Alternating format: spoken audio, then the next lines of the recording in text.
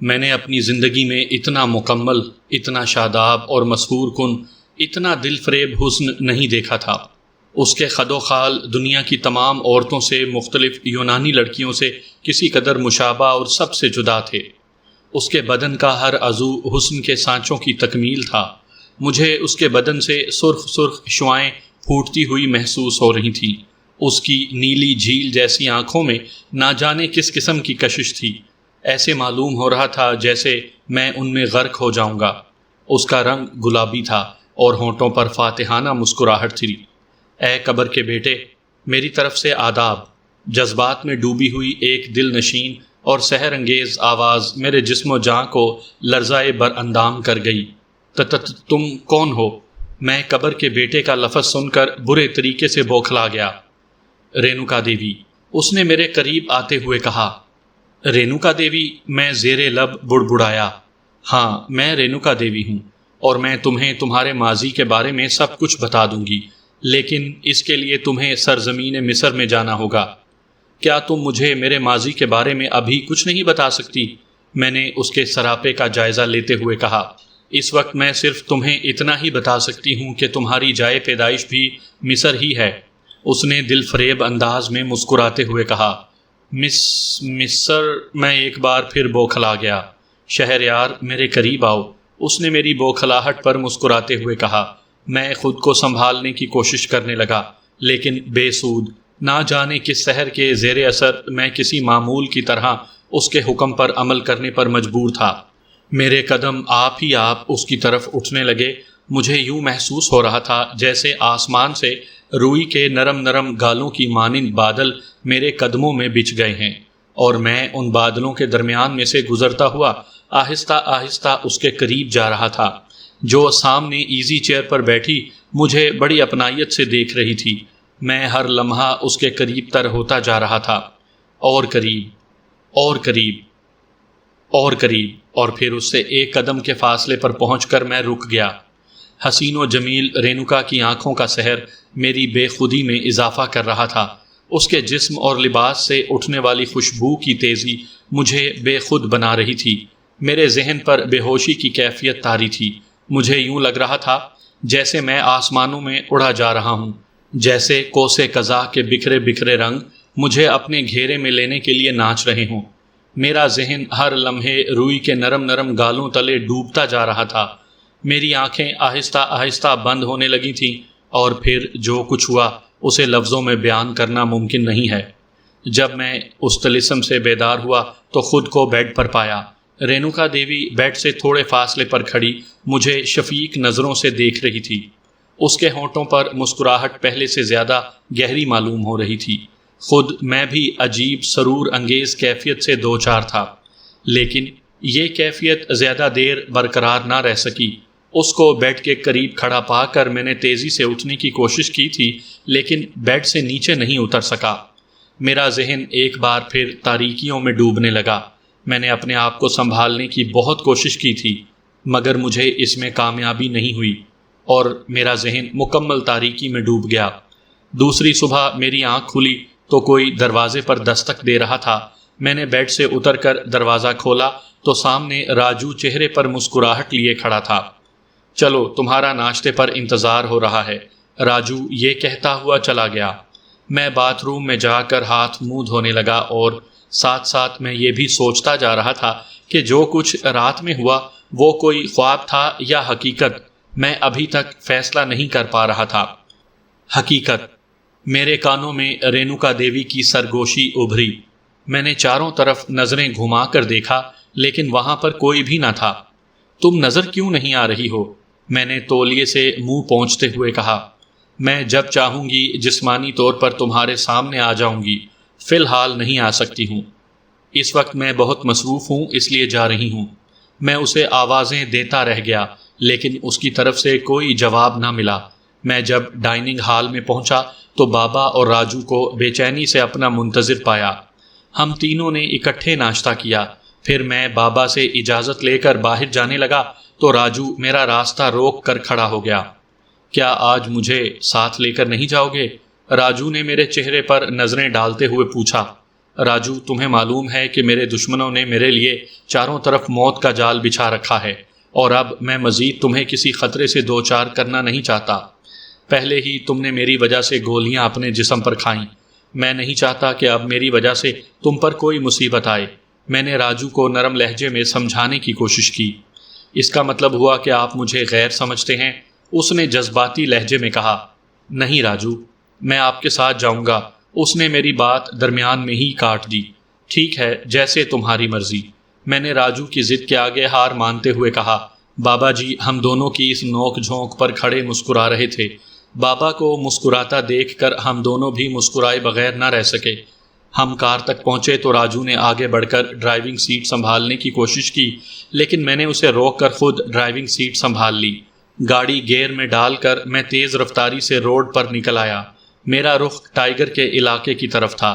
راجو بالکل خاموش بیٹھا تھا، ایسے لگ رہا تھا کہ جیسے وہ کسی گہری سوچ میں گم ہو۔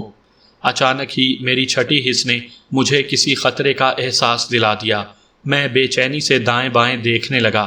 بمبئی کی سڑکوں پر روز مرہ کی طرح ٹریفک رواں دواں تھی۔ میرے دائیں بائیں دیکھنے کے باوجود کوئی غیر معمولی بات محسوس نہیں ہوئی۔ اس کے باوجود میں نے تیزی سے پسٹل نکال کر اپنی گود میں رکھ لی۔ ہم تقریباً 25-30 منٹ کی ڈرائیونگ کے بعد ٹائیگر کے علاقے میں پہنچ گئے۔ میں نے جیسے ہی دروازہ کھولا اور باہر قدم رکھا، نہ جانے کہاں سے فائر کیا گیا، کیونکہ گولی بالکل میرے پیر کے پاس آ کر لگی تھی۔ میں نے تیزی سے کار کے باہر چھلانگ لگا دی اور کرالنگ کرتا ہوا کافی دور نکل گیا۔ میں جیسے ہی رکا، نہ جانے کس طرف سے دوسری گولی چلی، وہ بھی بالکل مجھ سے 1 فٹ کے فاصلے پر زمین پر لگی۔ گولیاں سمتیں بدل بدل کر چلائی جاتی تھیں، اسی وجہ سے میں سمت کا تعین نہیں کر پا رہا تھا۔ اچانک ہی میں نے ایک فیصلہ کر لیا، اور اس فیصلے کو کرنے کے بعد میں اپنی جگہ سے اٹھ کھڑا ہوا اور چلتا ہوا اپنی گاڑی کی طرف بڑھنے لگا۔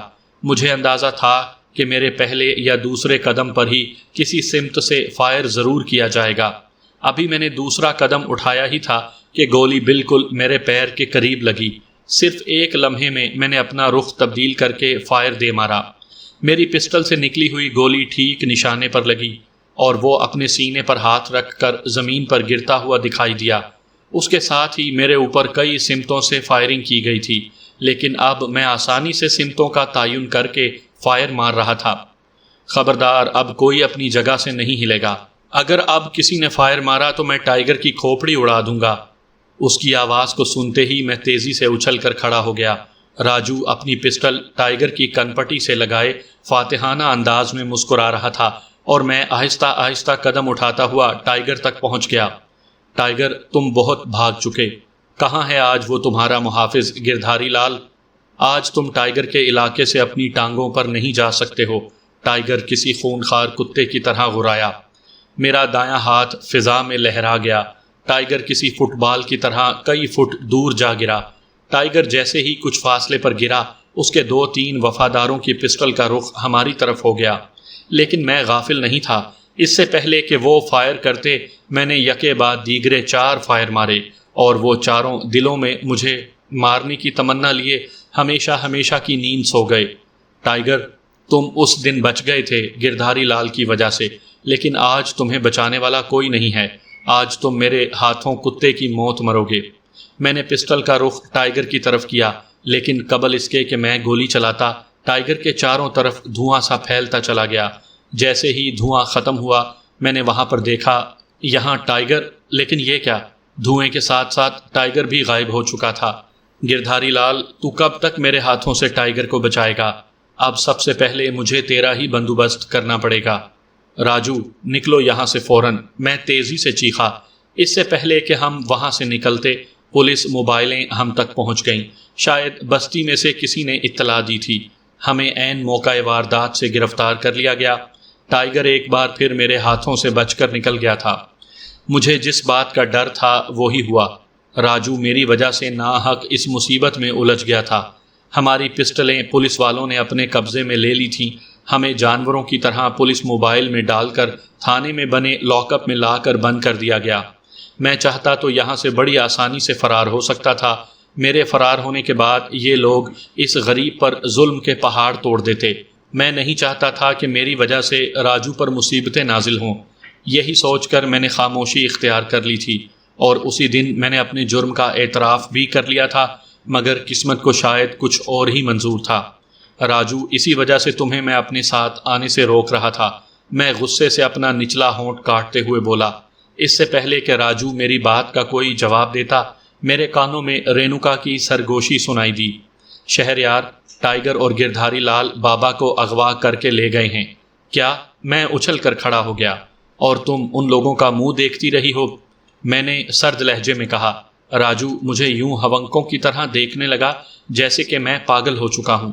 شہریار، مجھے ابھی ابھی پتہ چلا ہے اور فوراً تمہیں بتانے آ گئی ہوں، لیکن ٹائیگر اور بابا کو گردھاری لال نے حصار کے اندر رکھا ہے اور وہاں تک میری رسائی ممکن نہیں ہے۔ اس نے اپنی مجبوری ظاہر کرتے ہوئے کہا۔ کیا ہمارا یہاں سے باہر نکلنے میں ساتھ دے سکتی ہو یا یہ بھی تمہارے بس میں نہیں ہے؟ میں نے طنزیہ لہجے میں کہا۔ ہاں، یہاں پر میں تمہاری ہر طرح سے مدد کر سکتی ہوں، رینوکا نے میرے طنز کو محسوس کرتے ہوئے کہا۔ پہلے تو کسی طرح سے ہماری پسٹلیں ہم تک پہنچاؤ، میں نے خلا میں گھورتے ہوئے کہا۔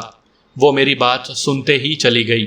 شہریار، تمہاری طبیعت تو صحیح ہے، یہ تم کس سے باتیں کر رہے تھے؟ راجو نے مجھے حیرت سے دیکھتے ہوئے پوچھا۔ راجو، بابا کو ٹائیگر اور گردھاری لال اغوا کر کے لے گئے ہیں، میں نے بے چینی سے ٹہلتے ہوئے کہا۔ لیکن تمہیں کس طرح پتہ چلا؟ راجو کی بوکھلاہٹ پر میں مسکرا دیا۔ مجھے ہواؤں نے بتایا، میں نے اس کی بوکھلاہٹ پر مسکراتے ہوئے کہا۔ ٹھیک اسی لمحے ایک سب انسپیکٹر ہاتھ میں ایک پیکٹ لیے لاک اپ کے دروازے پر کھڑا ہو گیا۔ شہریار، یہ تمہارے لیے آیا ہے۔ میں نے آگے بڑھ کر پیکٹ اس کے ہاتھ سے لے لیا۔ وہ تیزی سے جس طرف سے آیا تھا اسی طرف واپس چلا گیا۔ اسے جاتے ہی میں نے تیزی سے پیکٹ کھول دیا۔ پیکٹ کے کھلتے ہی راجو حیرت سے آنکھیں پھاڑ پھاڑ کر مجھے پیکٹ میں سے دونوں پستولیں نکالتے ہوئے دیکھنے لگا۔ نہیں، ناممکن، میں اس بات کو نہیں مان سکتا۔ راجو اب تک حیرت کے سمندر میں غوطہ زن تھا۔ میں نے ایک پسٹل راجو کی طرف بڑھاتے ہوئے کہا، لو، اب یہاں سے نکلنا ہے، اور جو بھی راستہ روکنے کی کوشش کرے بے دریغ گولی مار دینا۔ ہمیں ہر صورت میں بابا تک پہنچنا ہے، چاہے اس کے لیے ہم لوگوں کو کتنا ہی خون کیوں نہ بہانا پڑے۔ سب انسپیکٹر کے جاتے ہی سپاہی اپنی ڈیوٹی پر پہنچ گیا، اور مجھے معلوم تھا کہ لاک اپ کی چابی اسی کے پاس ہے۔ میں تیزی سے چیخنے لگا۔ سپاہی دوڑتا ہوا لاک اپ کی طرف آیا تھا۔ میری نظریں دوسری طرف تھیں۔ وہ سلاخوں کے قریب آ کر اسی طرف دیکھنے لگا جس طرف میں دیکھ رہا تھا۔ میں نے ہاتھ بڑھا کر اس کی گردن دبوچ لی اور تیزی سے دوسرا ہاتھ اس کے منہ پر رکھ دیا۔ راجو نے ہاتھ بڑھا کر اس کی پیٹی سے لٹکی چابی نکال لی۔ میرے اشارے پر راجو نے پسٹل کا پچھلا حصہ اس کی کھوپڑی پر دے مارا، اور وہ بغیر کوئی آواز نکالے وہاں پر ہی ڈھیر ہو گیا۔ راجو نے آگے بڑھ کر لاک اپ کا دروازہ کھولا۔ راجو کے دروازہ کھولتے ہی نہ جانے کہاں سے ایک سپاہی ادھر آ نکلا۔ اس سے قبل کہ میں اور راجو فائر کرتے، اس نے تیز آواز میں سیٹی بجانا شروع کر دی۔ اس کی سیٹی کے ساتھ ہی میری پسٹل نے شعلہ اگلا اور گولی اس کی کھوپڑی میں لگی۔ پورے تھانے میں افراتفری مچ گئی۔ سیٹی کے ذریعے ایک دوسرے کو ہوشیار کرنے کی تاکید کی جا رہی تھی۔ میں نے 2 سب انسپیکٹروں کی مشین پسٹل پر قبضہ کیا اور ان دونوں کو بے دریغ گولی مار دی۔ ہمارے ہاتھوں اس وقت 9 خون ہو چکے تھے۔ تھانے سے باہر آتے ہی ہم نے پولیس جیپ پر قبضہ کیا اور اسے تیز رفتاری سے چلاتا ہوا تھانے سے لمحہ با لمحہ دور ہونے لگا۔ تھانے سے تقریباً 10-12 کلومیٹر دور آیا ہوں گا کہ رینوکا دیوی کی سرگوشی سنائی دی۔ شہریار، جیپ دائیں طرف موڑ لو۔ اسی طرح وہ مجھے راستہ بتاتی رہی اور جہاں پر اس نے مجھے رکنے کے لیے کہا وہاں سے کچھ دور ایک مندر بنا ہوا تھا۔ جیپ یہاں کیوں رکوائی؟ میں کسی بفرے ہوئے سانڈ کی طرح گر جا تھا۔ میں نے کب جیپ روکنے کے لیے کہا؟ راجو نے سہم کر کہا۔ میں اسے صرف گھور کر رہ گیا۔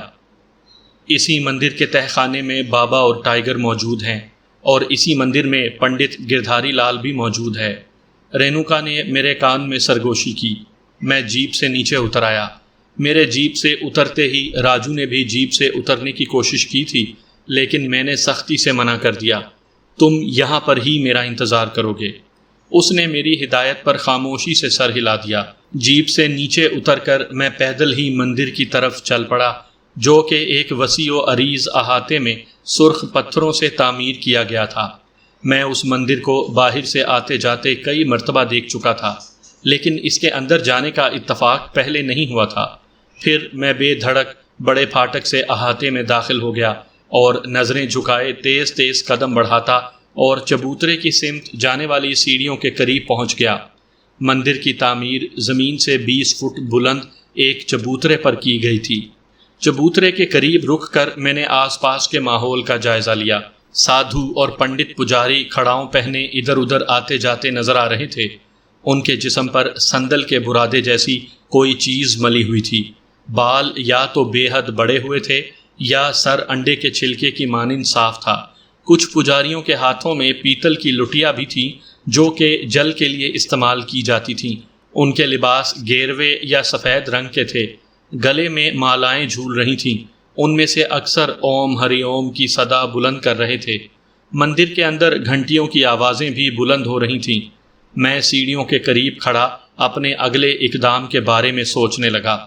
ایک مسلمان ہونے کی حیثیت سے میرا بڑے مندر کے اندر دندناتے ہوئے داخل ہونا کچھ مناسب نہیں تھا۔ اس طرح بات خراب ہو سکتی تھی، لیکن مجھے یہ بھی علم نہیں تھا کہ پنڈت گردھاری لال اس وقت مندر کے کس حصے میں ہوگا۔ مندر کی پشت پر رہائشی مکانات تھے جن میں پنڈت اور پجاری رہا کرتے تھے۔ آتے جاتے پجاریوں کی نظریں بار بار میری طرف اٹھ رہی تھیں۔ ابھی میں اسی ادھیڑ بن میں تھا کہ ایک پجارن مندر سے باہر آئی۔ میں اس کا حسن و جوانی دیکھ کر حیران رہ گیا۔ سرخ ساڑی میں وہ جوالا مکھی نظر آ رہی تھی۔ اس کا چہرہ غازہ اور لپسٹک کی قید سے آزاد تھا، پھر بھی حسن کی شعائیں پھوٹ رہی تھیں۔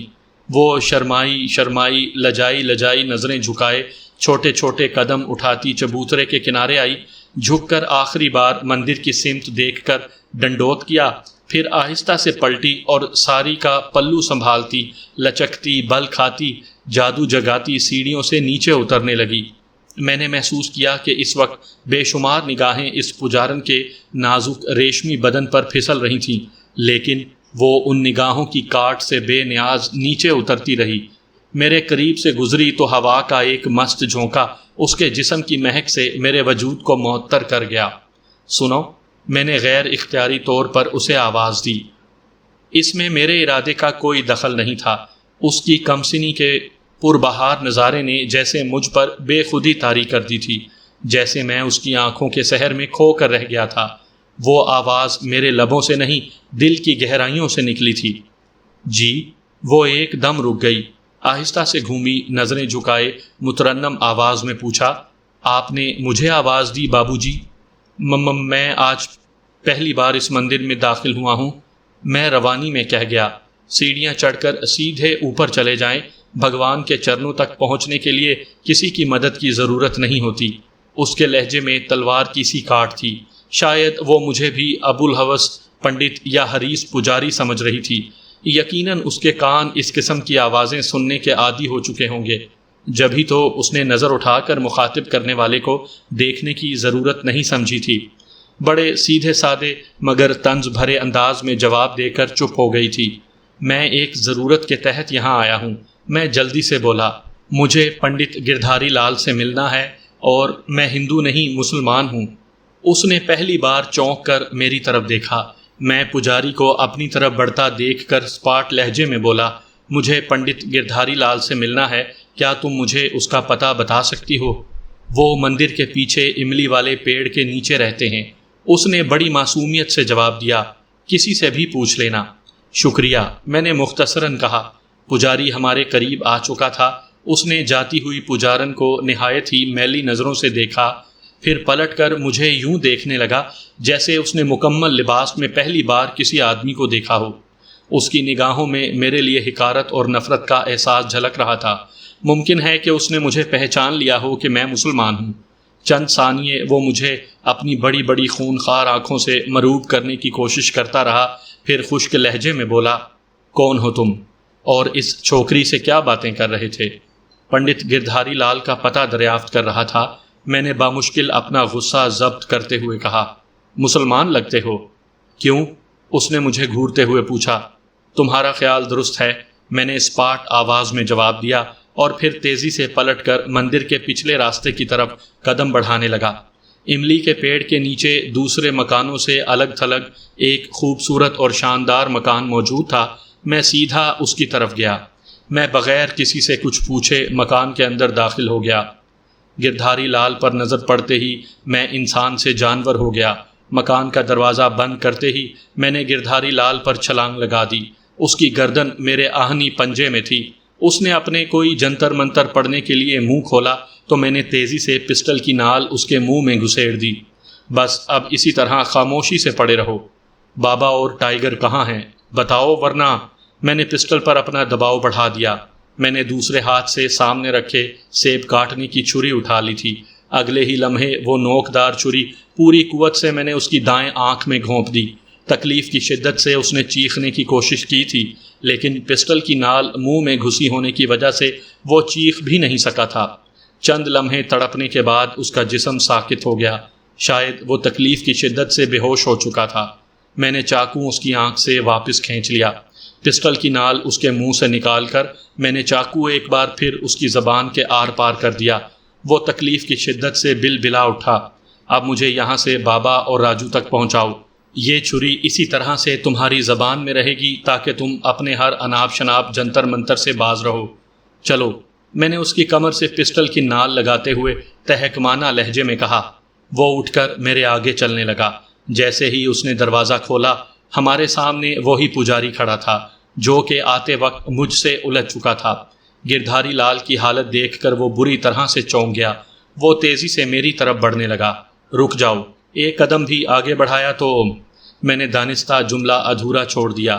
پجاری ٹھٹک کر وہیں رک گیا۔ گردھاری لال مجھے لے کر تہہ خانے کے راستے پر چلنے لگا۔ تہہ خانے کے دروازے پر پہنچ کر میں نے گردھاری لال کو وہاں پر رک جانے کے لیے کہا۔ اپنے کسی چیلے کو بلاؤ تاکہ وہ بابا اور ٹائیگر کو باہر لائے گا۔ اس نے دور کھڑے ایک پجاری کو اشارے سے اپنے قریب بلایا۔ جاؤ، جا کر اندر سے دونوں آدمیوں کو باہر آنے کے لیے کہو، میں نے سخت لہجے میں کہا۔ چند لمحے تو وہ ہچکچاتا رہا، پھر تہہ خانے کی سیڑھیاں اترتے ہوئے نیچے چلا گیا۔ سارے پنڈت پجاری مجھ سے کچھ دور ایک جگہ پر اکٹھے ہو چکے تھے۔ اچانک ہی کسی پجاری نے مجھ پر پیچھے سے وار کرنے کی کوشش کی، لیکن میری پسٹل کی نکلی ہوئی گولی سے اپنی جان سے ہاتھ دھو بیٹھا۔ اچانک میری نظر تہہ خانے کے دروازے پر پڑی جہاں سے ٹائیگر باہر آ رہا تھا۔ ٹائیگر کے پیچھے بابا باہر آتے ہوئے نظر آئے۔ شہریار، اپنا وقت ضائع کیے بغیر ٹائیگر کو گولی مار دو اور فوراً یہاں سے نکلنے کی کوشش کرو۔ رینوکا دیوی کی سرگوشی میرے کان میں ابھری۔ میں نے بنا وقت ضائع کیے ٹائیگر کو یکے بعد دیگرے 3 گولیاں مار دیں۔ ٹھیک اس وقت راجو ہاتھ میں پسٹل لیے مجھ تک پہنچ گیا۔ راجو، تم فوراً بابا کو لے کر یہاں سے جاؤ، میں نے تیز لہجے میں کہا۔ لیکن آپ کو، میں کہہ رہا ہوں جاؤ، جلدی کرو، جاؤ یہاں سے۔ راجو اور بابا تیزی سے دوڑتے ہوئے مندر سے نکل گئے۔ اب تم مجھے اس مندر سے باہر پہنچاؤ گے، میں نے گردھاری لال سے کہا، اور وہ کسی ہارے ہوئے جواری کی طرح سے میرے آگے آگے چلنے لگا۔ میں نے جیسے ہی مندر سے باہر قدم رکھا، پولیس موبائل کے سائرن کی آواز میرے کانوں میں پڑنے لگی۔ تقریباً کوئی 20 سیکنڈ بعد پولیس موبائلیں میرے نزدیک پہنچ گئیں، لیکن اب میں کسی بھی صورت میں گردھاری لال کو زندہ چھوڑنا نہیں چاہتا تھا۔ ادھر پولیس والے موبائلوں سے نیچے اترے، ادھر میں نے اپنی پسٹل میں موجود تمام گولیاں گردھاری لال کے جسم میں اتار دیں۔ پولیس والوں نے تیزی سے میرے گرد گھیرا تنگ کر کے مجھے گرفتار کر لیا۔ مجھے مارتے ہوئے کسی پاگل کتے کی طرح سے اٹھا کر موبائل میں ڈال دیا گیا۔ پولیس والے رائفلیں لیے میرے گرد بالکل ہوشیار ہو کر بیٹھے تھے۔ اگر میں ذرا سی بھی حرکت کرنے کی کوشش کرتا تو بے دریغ مجھے گولی مار دی جاتی۔ آج میرے 2 دشمن اپنے انجام تک پہنچ چکے تھے۔ مجھے ایک بار پھر تھانے کے لاک اپ میں لا کر بند کر دیا گیا، لیکن اس بار میری نگرانی پر 6 سپاہی موجود تھے، اور سب مجھ سے اتنے فاصلے پر تھے کہ میں بآسانی ان پر حملہ نہیں کر سکتا تھا۔ اب مجھے ان پر حملہ کرنے سے کوئی دلچسپی نہیں تھی۔ میں نے اعتراف جرم کر لیا۔ کیس چلتا رہا، پیشیوں پر پیشیاں ہوتی رہیں۔ میری سمجھ میں نہیں آ رہا تھا کہ جب میں نے اعتراف جرم کر لیا ہے تو یہ کیس بلا وجہ کیوں طوالت اختیار کرتا جا رہا تھا۔ پھر ایک پیشی ہوئی، گواہوں کو عدالت کے روبرو لایا گیا۔ ان لوگوں نے میرے خلاف گواہی دی۔ اس کے بعد میری موت کے پروانے پر دستخط ہو گئے اور مجھے سزائے موت کا حکم سنا دیا گیا۔ آج سے ٹھیک 3 دن بعد میری پھانسی کا دن مقرر کر دیا گیا۔ میں نے بھری عدالت پر ایک طائرانہ نظر ڈالی۔ لیکن میرا اپنا وہاں پر تھا ہی کون جو کہ میرے لیے آنسو بہاتا۔ بابا اور راجو میرے لیے اپنوں سے بڑھ کر تھے، لیکن ان کے بارے میں کچھ بھی معلوم نہ تھا۔ مجھے اتنا اطمینان ضرور تھا کہ راجو اب تک پولیس کے ہاتھ نہیں آیا تھا۔ مجھے عدالت سے ایک وین میں بٹھا کر جیل تک لایا گیا۔ اس کے بعد میرے ہاتھوں میں ہتھ کڑیاں اور پیروں میں بیڑیاں ڈال کر ایک چھوٹی سی کوٹھڑی میں بند کر دیا گیا۔ کوٹھڑی اتنی چھوٹی تھی کہ بامشکل ہی اس میں پیر پھیلا کر میں لیٹ سکتا تھا۔ میری سمجھ میں نہیں آ رہا تھا کہ میں اس مصیبت سے کس طرح سے نجات حاصل کروں گا۔ میں یہ کن حالات سے دو چار ہو رہا تھا، میں کہاں جاؤں، کس سے فریاد کروں، ان حالات میں کس سے مدد مانگوں، کون میری مدد کرے گا۔ ان برے حالات میں کوئی تو اپنا میرے قریب ہوتا۔ ان خیالات کے آتے ہی میں اپنے ماضی کے بارے میں جاننے کے لیے بے چین ہو گیا۔ پاروتی دیوی اور رینوکا دیوی دونوں ہی مجھے میرے ماضی کے بارے میں بتانے آئی تھیں، لیکن دونوں میں سے کوئی بھی مجھے میرے ماضی کے متعلق نہیں بتا سکتی تھیں۔ میں نے بے چینی سے پہلو بدلا۔ میرے پہلو بدلنے سے میرے ہاتھوں میں پڑی ہتھ کڑیاں اور بیڑیاں جھنجھنا اٹھیں، جس کی وجہ سے کوٹھڑی کے تمام در و دیوار گونج اٹھے۔ کوٹھڑی سے دور کھڑا رائفل بردار سپاہی اپنی رائفل ہاتھوں میں لیے تیزی سے میری کوٹھڑی کی طرف آیا تھا۔ مجھے آرام سے بیٹھا دیکھ کر مطمئن انداز میں گردن ہلاتا ہوا دوبارہ اپنی جگہ پر جا کھڑا ہوا۔ 2 دن اسی طرح سے سوتے جاگتے گزر گئے۔ آج تیسرا دن تھا اور آج ہی کا دن مجھے پھانسی دینے کے لیے مقرر کیا گیا تھا۔ میرے دل کی دھڑکنیں لمحہ بہ لمحہ بے ترتیب ہوتی جا رہی تھیں۔ نہ جانے کیا ہونے والا تھا۔ میں کیا کروں، کیا کروں، کیا کروں؟ میں برے طریقے سے جھلا گیا۔ ٹھیک وقت پر مجھے پھانسی گھاٹ پر لے جایا جانے لگا، لیکن اس سے قبل میری آخری خواہش کے متعلق پوچھا گیا۔ میں خاموش رہا۔ میرے ذہن میں کوئی آخری خواہش ہوتی تو بتاتا۔ میرا ذہن اس وقت مختلف سوچوں کی آماج گاہ بنا ہوا تھا۔ جن حالات سے میں گزرا ہوں، ان پر اسرار حالات سے اگر کوئی اور گزرا ہوتا تو یقیناً اب تک اپنا دماغی توازن کھو بیٹھتا، لیکن میں ان حالات سے گزرنے کے باوجود اب تک اپنے ہوش و حواس قائم رکھے ہوئے تھا۔ وقت اور حالات نے میرے گرد اپنا دائرہ کار اتنا تیزی سے تنگ کر دیا تھا کہ میں اس میں الجھ کر رہ گیا تھا۔ مجھے پھانسی گھاٹ پر لا کر کھڑا کر دیا گیا۔ میرے ہاتھوں کو پشت پر باندھ کر میرے منہ پر کالا کپڑا ڈال دیا گیا۔ اس کے بعد وہاں پر مکمل خاموشی چھا گئی۔